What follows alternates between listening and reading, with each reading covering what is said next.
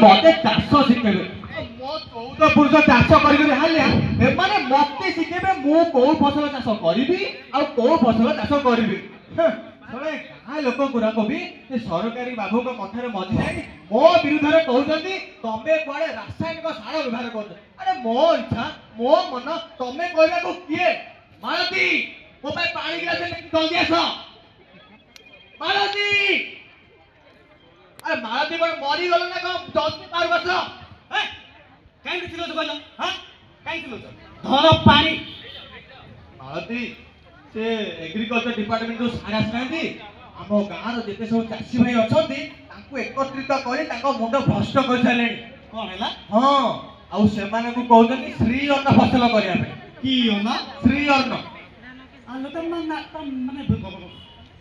माने कौन बा ओ मालती श्री अन्न माने मांडिया चाष हाँ तमें कह आमे धान चाष छाड़ी कौन पे मांडिया चाष करवा आम पूर्व पुरुष माने से धान चाष करथिले मु भी धान चाष करिवि तुम मुंड पूरा माने भ्रष्ट होइलानी हैला जदि हम एग्रीकल्चर सार माने से कोनी मांडिया चाष कले हमर किछि उन्नति हबो लाभ हबो ताले कले खेती कर माने तमे बुझुन अरे मो बिलर अवस्था जो भलिया मु जानि ना सेते धान लगेले हबो आ मु केमिति मांडिया लगे देबि न जानिए गाँ लोक कहू तमे गोटे अमानिया हेटी सुन से धान चाष कर कि जो चाष कर सब तो खाली धोई मरु होउची खाली माने लाभ भी होउनी सुन तुमको कथा माने कहूची जदि हम एग्रीकल्चर सार कहउछंती तांको पद्धति रे मांडिया चाष कर लाभ होबो ताले कोन तो कोन भाई सब खाली लॉस होउछ हेटी साउकार आसी घरे बसिची तांको जो टंका आनी जो सुध लगे तो धान चाष अलगा चाष कहउछ तो खेती होउची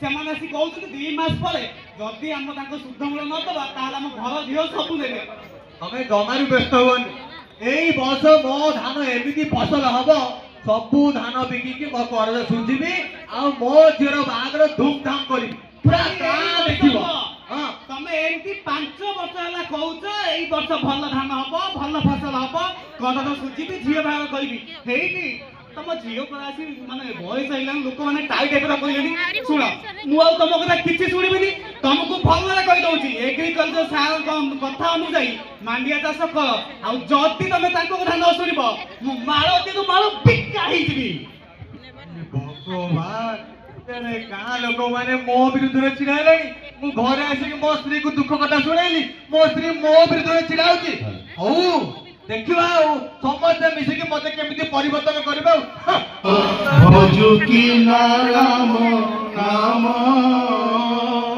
भजी न पारिले कुल चंद्रमा रे बांधी लब काल जमरे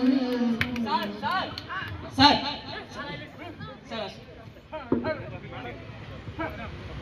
अरे नमस्कार नमस्कार आउ सब भल अछंती तो आगे सर अच्छा जाओ बस जाओ महांती बाबू आपण गोटे आयोजन करी ए गाँव रे गोटे चाषी मीटिंग टे कले एटा बहुत बड़ कथा आगे सर आपण जो कथाटा कहिथिले मो गाँ लोक को पूरा बुझाई देछि आ समस्त आज एकाठी हे जाइछन्ते आगे सर चाषी भाई माने आपण माने चाष करूछन्ती बहुत खुशी लागे आपण को चाष आपण को परिश्रम देखि आज आम गोटे नुआ पद्धति चाष और नुआ चाष कथा आलोचना आपण मान समस्त को आम एकत्रित करिचे से चाष कौन कहल श्री अन्न चाष माने मांडिया चाष आम साधारणतः धान चाष करूले न धान चाष परवर्ती आम मांडिया चाष करवा मांडिया चाष कले आमर आर्थिक आमर सुदृढ़ रहिबो ठीक अछि तो मांडिया चाष पे हमको विभिन्न नियम अनुसरण करबा पई पड़िबो यथा प्रथम नियमटी है तली सज्जा प्रस्तुति जदि आम तली सज्जा प्रस्तुति करी मांडिया बोलिबा ताहले हमर जो रोइबा समय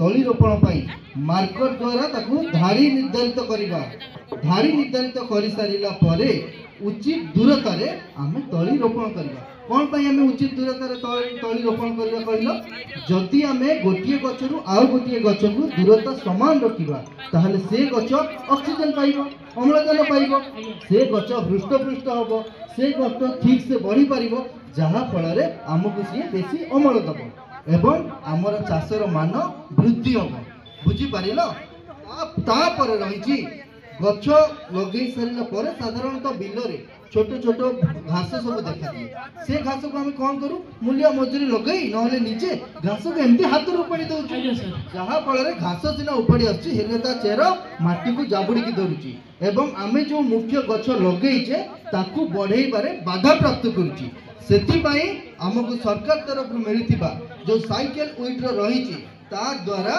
आमे घास बाछिबा से गाछ पूरा मूल चेर सह उपाड़ी आसीबा एवं आम बिल सफा सुतरा रहिबा ता सहित आपण माने जानिछथि विभिन्न प्रकार रासायनिक जो विष सार सब रही ताकू बिलरे मारी आम माटीर मान ह्रास कर सारे माटीर स्वास्थ्य अवस्था को सब दुर्बल कर सारे तेणु आम जैविक पद्धति जैविक सार खत सार जो हांडी खत रही तैयारी करी आम आमर जमी सिंचन करवा आमको फसल अमल सहायक हम तेबे जाई ताकू आमे गोटे परिपक्व मांडिया क्षेत्र बोली कहि परिबा बुझिलो कि से कथा ठीक जे सर हेले ये मांडिया चाष पई जदी किछि आर्थिक सहायता मिलंता ओ सरकार को तरफ तो निश्चय सरकार को तरफ मध्य प्रोत्साहन राशि रो व्यवस्था रही महांती बाबू आम चाषी भाई मान को सरकार को तरफ जो सब प्रोत्साहन राशि रो व्यवस्था रही हेक्टर पिछा टिके बुझे कि को महांती बाबू आज्ञा सर ताहले आपण माने टिके मन ध्यान देकी सुनते हां श्री अन्न फसल विभिन्न उन्नत प्रणाली अवलंबन पई सरकार को तरफरु हेक्टर पिछा प्रोत्साहन राशि व्यवस्था रही केते टका सर सुनंतु जथा जदि आपण माने मांडियार सघन पद्धति रे जदि चाष करूछंती बुझिले आपण जदि मांडिया को सघन पद्धति रे चाष करूछंती ताहले सरकार को तरफरु आपण को प्रथम वर्ष मिलिबो 10,000 टंका एवं द्वितीय वर्ष मिलिबो 7,500 टंका एवं तृतीय वर्ष मिलिबो 5,000 टंका सेही बड़ी भाबरे चतुर्थ वर्ष 2,000 टंका एवं पंचम वर्ष 2,000 टंका सर्वमोट केते 26,500 टंका सरकार को तरफरु प्रोत्साहन राशि एई सब व्यवस्था रही आ सार जो कहउतिले आपण मानकु धाड़ी प्रणाली रे मांडिया चाष करबा आज्ञा बुझिले आज्ञा सर जदि आपण माने धाड़ी रुआ प्रणाली रे जदि चाष करूछंती ताहले सरकार को तरफरु आपण को प्रथम वर्ष मिलिबो 7,500 टंका आ द्वितीय वर्ष मिलिबो 5,000 टंका सेही बली भाबे तृतीय वर्ष मिलिबो 3,000 टंका और चतुर्थ एवं पंचम वर्ष 2,000 सर्वमोट केते हैला ना 19,500 टंका ये सब सरकार को तरफरु प्रोत्साहन राशि व्यवस्था रही बुझिले आउ जदि हां आउ गोटे कथा हला आपण माने जदि अणमांडिया पुष्टि शस्यर धाड़ी पुणा चाष जदि करूचंती ताले आपण को प्रथम वर्ष मिलिबो 10,000 टंका पुणी द्वितीय वर्ष मिलिबो 7,500 टंका एवं तृतीय वर्ष मिलिबो 5,000 टंका एवं चतुर्थ व पंचम वर्ष मिलिबो 2,000 सर्वमोट केते हैला ना 26,500 टंका एही बली भाबरे सरकार को तरफरु प्रोत्साहन राशि व्यवस्था चाषी भाई मान साथी अच्छी ता छड़ा आम जो ब्लॉक अधिकारी सार मैंने आपण साथी तो केते जड़ित आपण मैंने निजे जानी जिते बेले कौन भी चाषगत समस्या देखा देव आमको गोटे फोन कॉल कले आम आसी आपण पाखे पहुँचू चाष कौन रोग लगी कौन औषध दरकार विभिन्न कथा आपण साथी आलोचना करी तार आम सुचार करके जीवु ठीक अच्छे चाषी भाई मैंने आउ देरी न करी चलो आम श्री अन्न चाष आगे जीवा ठीक अच्छे आम आसुचु भाई नामो ये केते कथा थिला या भीतर चल चल आमे से चाष पई जा जा सिखले आज तो काम रे लगेबा ओहो सरपंच बाबू सरपंच बाबू सरपंच बाबू बाहर को आसंतु कोडी नुचि के अछंती सरपंच बाबू ओहो ए सकाळु सकाळु किए मो दांडरे मुंडटा बाडौची जे हां रे ओ मानिया तू तो का कथा मानुनु ते तोर पुणी की असुविधा हला जे तते सरपंच घर को आसिया को पड़िला सरपंच बाबू आज्ञा आपण कहितले पीएम किसान योजना माध्यम रे समस्त पैसा मिलिबो मो सबु चासी भाई मान को पैसा मिल जालानी हेले मते पजना मिलिनी मु कहि दउची आपण को जदि मते पैसा न मिले त आपण से पैसा दबा को हबो रे धन बापा मु कोन म घर बाड़ी बिक्री करि देबी अरे पैसाटा सरकार दउचंती तू तोर पाइले पाइबो न पाइले नहीं आ मु कोठु आनी के देबी तते मु से सब किछि जानि ଏମିତି ହେଲେ ତ ଅସୁବିଧା ହେଇଯିବ। ନା ନା ଏ ହଁ ଶୁଣ, ତୁ ସେ ଯୋଉ କୃଷକ ପଞ୍ଜୀକରଣ କରେଇଛୁଟି? କୃଷକ ପଞ୍ଜୀକରଣ ନା ତ। ହଉ ତାହେଲେ ଗୋଟେ କାମ କର, ହଁ। ତୋ ପାଖରେ ଆଧାର କାର୍ଡ ଅଛି? ହଁ ଅଛି। ଅଛି ତ? ହଁ। ସେଥିରେ ମୋବାଇଲ ନମ୍ବର ଲିଙ୍କ ଥିବ? ହଁ ମୋ ଝିଅର ମୋବାଇଲ ନମ୍ବର ଲିଙ୍କ ଅଛି। ବଢିଆ ହେଲା ଆଉ। ଶୁଣ, ସେଥିରେ ତୋର ଯେତକ ଜମି ଅଛି ତାକୁ ନେଇକି ତୁ ତହସିଲ ଅଫିସ ପଳେଇବୁ। ହଁ ହେଲା, ଦେଲେ ତୋର ହେଇଯିବ। ଜମି ତୋ ନାଁରେ ଅଛି ତ? ନା ନା ଜମି ତ ମୋ ନାଁ ନାହିଁ। ମୋ ବାପା ଚାଲିଗଲା ପରେ ମୁଁ ଭାବିଲି ସେ ସବୁ ଜମି ତ ମୋର, ସେଇଠୁ ସେମିତି ଚାଷ କରୁଛି। ତୁ ଭାବିଦେଲେ କେମିତି ହବ? ସେଇଟା ତୋ ନାଁରେ କରିବାକୁ ପଡିବ ନା ଆଉ। ତୁ ଗୋଟେ କାମ କର, ତୁ ତହସିଲ ଅଫିସ ଗଲେ ତୋ ବାପାଙ୍କର ଯୋଉ ଡେଥ ସାର୍ଟିଫିକେଟ ଆଉ ତୁ ତାଙ୍କର ଉତ୍ତରାଧିକାରୀ ବୋଲି ଯାହା ଯାହା ପ୍ରମାଣ ପତ୍ର ଅଛି ସାଙ୍ଗରେ ନେଇକିରି ଯିବୁ ହେଲା। ହଉ ସେଠି ଗଲେ ସିଏ ଜମି ପଟା ତକ ତୋ ନାଁରେ ହେଇଯିବ। ଆଉ ସେଠୁ ଆସିଲା ପରେ ଜନସେବା କେନ୍ଦ୍ର ଯାଇକି ଏଇଟାକୁ ଆପ୍ଲାଏ କଲେ ପାଇପାରିବୁ। ବୁଝିଲୁ? ଆରେ ବଢିଆ ହେଲା ଆଉ। ମୁଁ ଆଗ ତହସିଲଦାର ଅଫିସ ଯାଉଛି, ଆଗ ମୋ ନାଁରେ ସବୁ ଜମି କରିଦେବି, ତାପରେ ଆପ୍ଲାଏ କରିବି। ଯା ଯା ଯା। ଆଉ ପିଏମ କିଷାନ ପଇସା ଆସିଲେ ପ୍ରଥମ ମିଠା ଆପଣଙ୍କ ଘରକୁ ଆଣିବି। ଆସୁନାଟେ ହେଇଥା, ଯା ଯା। ଦେଖିଲେ ତ ଆପଣ ମାନେ, ଆମ ଗାଁର ଅମାନିଆ ଯେମିତି ସେମିତି ଆପଣଙ୍କ ଗାଁରେ ବି ଗୋଟେ ଗୋଟେ ଅମାନିଆ ଥିବେ। ସେମାନେ ବି ଏମିତି ନିଜର ଅସୁବିଧାକୁ ଜାଣିପାରନ୍ତିନି, ଅନ୍ୟକୁ ଦୋଷ ଦିଅନ୍ତି। ତେଣୁ ଅନ୍ୟକୁ ଦୋଷ ଦେବା ପୂର୍ବରୁ ଆଗ ଆପଣମାନେ ଆପଣମାନଙ୍କର ଆଧାର କାର୍ଡକୁ ଦେଖନ୍ତୁ। ଆଧାର କାର୍ଡରେ ମୋବାଇଲ ନମ୍ବର ଲିଙ୍କ ଅଛି କି ନାହିଁ ଦେଖନ୍ତୁ। ଜମି ବାଡ଼ିପଟା କାହା ନାଁରେ ଅଛି ଜାଣନ୍ତୁ, ତାକୁ ଆପଣଙ୍କ ନାଁକୁ ଆଣନ୍ତୁ। ତାହେଲେ ଯାଇକି ଆଜ୍ଞା ଆପଣମାନେ ବି ଏ ଶ୍ରୀ ଅନ୍ନର ଫାଇଦାଟା ଉଠେଇ ପାରିବେ। ନମସ୍କାର। আরে কুয়ারে গো এ জলদি আসে তুই দেখে তো বিলরে দেখি কেতে হইছি এ দেখে বাবু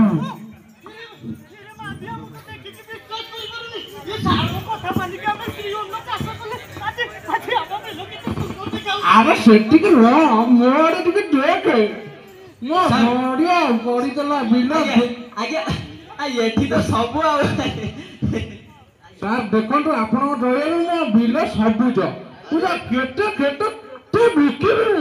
ଆରେ ଭାଇ ଇଏ ମୋ ଦୟାରେ ନୁହେଁ, ଇଏ ଆପଣମାନଙ୍କ ପରିଶ୍ରମର ଫଳ। ଆପଣମାନେ ଯୋଉ ଝାଳ ବୁଡ଼ା ପରିଶ୍ରମ କରିଛନ୍ତି ତାର ଫଳ ପାଇଛନ୍ତି।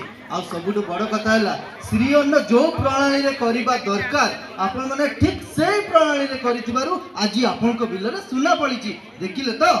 ଆଜ୍ଞା ସାର୍। ଆରେ ଆରେ ଆରେ ଆରେ ଠିକ ଅଛି। ଶୁଣ ଦେଖ କେତେ ସୁନ୍ଦର ଚାଷ ହେଇଛି ନୁହଁ? ଆଜିଠାରୁ ଆମେ ଶ୍ରୀ ଅନ୍ନ ଠିକ ପ୍ରଣାଳୀରେ ଚାଷ କରିବା।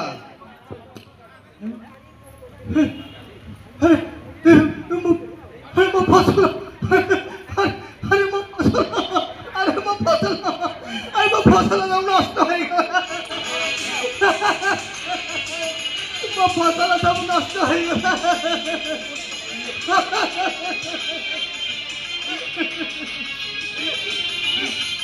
ମୁଁ ଏଇ ବର୍ଷ ବି ମୋ କରଜ ଶୁଝି ପାରିବିନି, ମୋ ଝିଅ ବାହାଘର ବି କରିପାରିବିନି।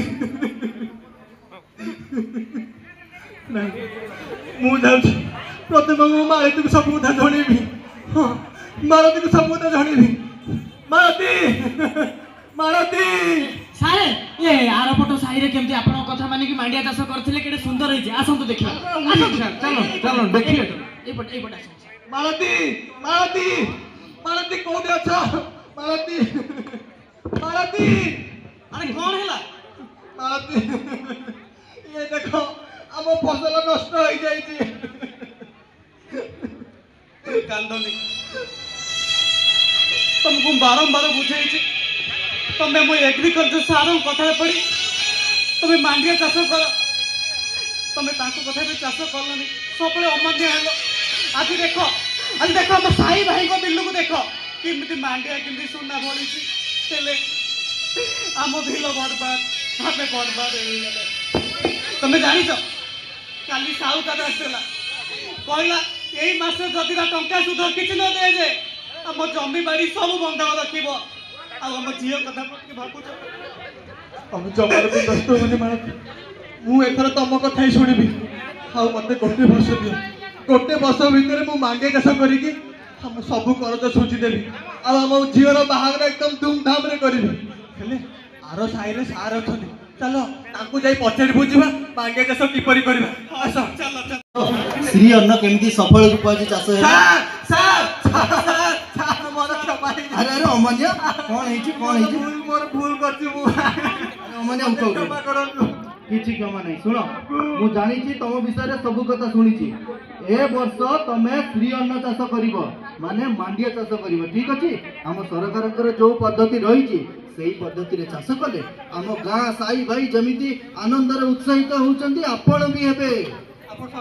ହଁ, ଶୁଣ, ଆଉ ଟେନସନ ନାହିଁ। ଆଜିଠାରୁ ଆମ ପାଇଁ ଗୋଟେ ସବୁଠାରୁ ଖୁସିର କଥା କଣ କହିଲ? ଆମ ଗାଁ ଅମାନିଆ ମାନିଲା। हम होंगे कामयाब, हम होंगे कामयाब, हम होंगे कामयाब एक दिन। हो मन में है विश्वास, पूरा है विश्वास, हम होंगे कामयाब एक दिन। जय हिंद।